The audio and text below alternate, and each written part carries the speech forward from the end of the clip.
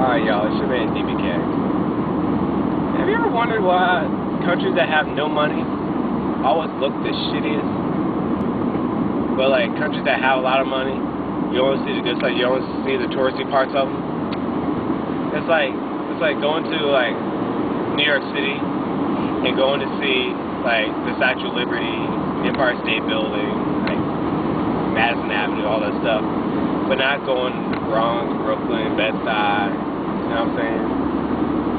Or like walking around with head down the ground in some guy's yard because there's like 3 dogs, but not looking where they have dog shit. I was like, oh, I see over here.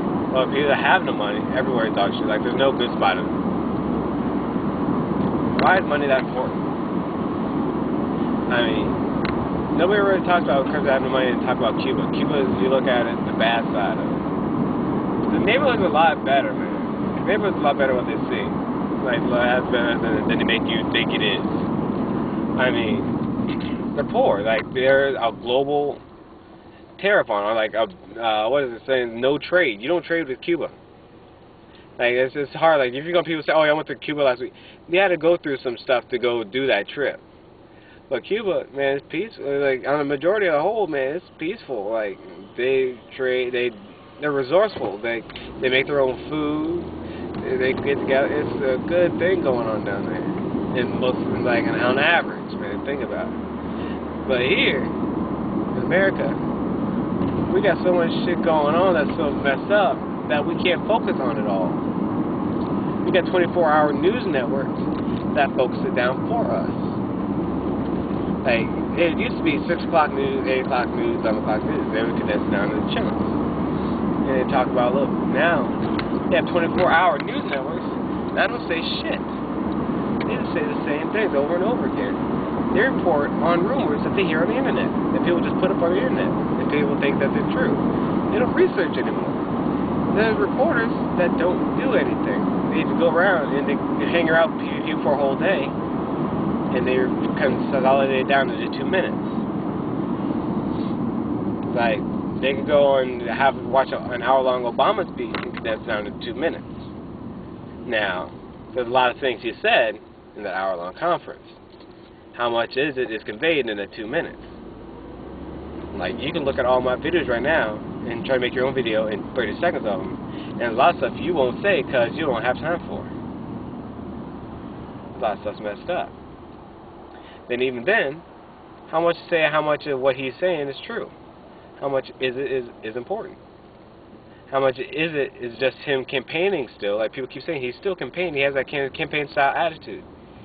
Why do you think he's still just trying to persuade us his way to let some backward shit behind the scenes go on real quickly? Like nobody mentions that the big bailout budget plan, the first one, the big one that he had to vote on the budget plan, was like about 5 Bibles thick. Just say on average about 5 Bibles thick. Now I heard this random trivia fact, maybe it's true, maybe not, but it said if you read the Bible for about a half hour every night, it'll take you about 2 years to finish. If you read about like 6 pages a night, let's say, or something like that. Let's call like some of this light reading of the Bible will take you about 2 years. Now let's say with all this campaigning and traveling around to different parts of the U.S., going on Jay Leno, all these little photo ops and stuff, how much time does Obama have to read this, let alone think about it? Like, he's been in office not even 100 days yet. And we're having the biggest budget plan going through ever. And he says it's going to work. But how much time has he really sat down with it? Like, he's been campaigning, traveling around to the United States for the last year and a half. And now he's been doing this, still traveling around for like the last 3 months. How much time has he really been home? How much time have he been sitting down in his office studying the global economy? Now, I know some people would probably do their own taxes that they know the numbers for a couple months, couple weeks maybe. Maybe they do it at night, they're really good at it, accounting. So they just take time with it, they do a while. He's doing the taxes for the United States. Like, we spend like, what, a couple hundred, a couple thousand maybe in a month, 2 months, whatever. We're dealing with millions of trillions, there's a couple of different aspects. Like, he's doing with, like, economics, like business, like he's doing a bunch of stuff. And how is he, who's going to write a thing that's 5 Bibles thick that quickly? There's something going on in the background. Some people are doing shit that we ain't seeing, we're not even questioning. I'm questioning it. I want to know how that thing came about so quickly, let alone all the stuff that's in it. Like, I know you're trying to condense it down, trying to say it's about basically this and that. What are little loopholes? What are some things? Because a lot of things are happening real quick right now that I want to slow down and catch up on. Like, everybody's focused on like the $1 million bonus money to like the executives, but nobody's really talking about like, what about these other big companies that get bailouts? What about them? Like, I just want to make sure there's transparency. I haven't heard anything about them. They should be reported on the news about this too. Okay, now people are protesting, but that's just a distraction. That's just like gay marriage when we got other things going on in the war. Fuck about gay marriages. Let gays get married. I don't give a fuck. I ain't gay. I ain't gonna get married. Things is messed up, man. People need to start questioning. I mean, call me Huey Freeman, call me Howard Beale, man. I don't care. There's stuff's going on. Maybe I give myself his own name. I don't give a fuck either. You know, call me a liar. I don't care. Research what I'm talking about. Look up. Oh, what's it? Look up JP Morgan. Look at his shit. Look at like U.S. Carbide, U.S. Steel. Look at the history of them. I think I'm pretty sure one of those companies did business with the Nazis. World War II, like basically funding U.S. and the Nazi Party. Like, there's companies that did that. How do you think they're not doing stuff now with all these wars? What do you think if we didn't have these companies doing this? Would we have as many wars as we have going? Or as big? What if they dropped the A-bomb? Can you say that? Yeah.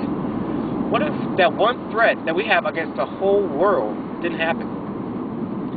What if the rest of the world didn't hate us just because of that? What if a lot of the world liked us because we're not such a bully? And it's not to say, work with us, or we'll make you a mutated three-legged freaks, or just vanish into thin air. Yeah, that's a good thing. Yeah, when you die from a bomb blast, yeah, you don't just melt and turn into a human goo. No, you just turn into vapor. You're just basically the essence of yourself. You're like a spice in the air. How's that? Because you're there, and then you're not even there to even look at. Messed up, man. World is fucked up. Alright, y'all. This is DBK. Let's sign off.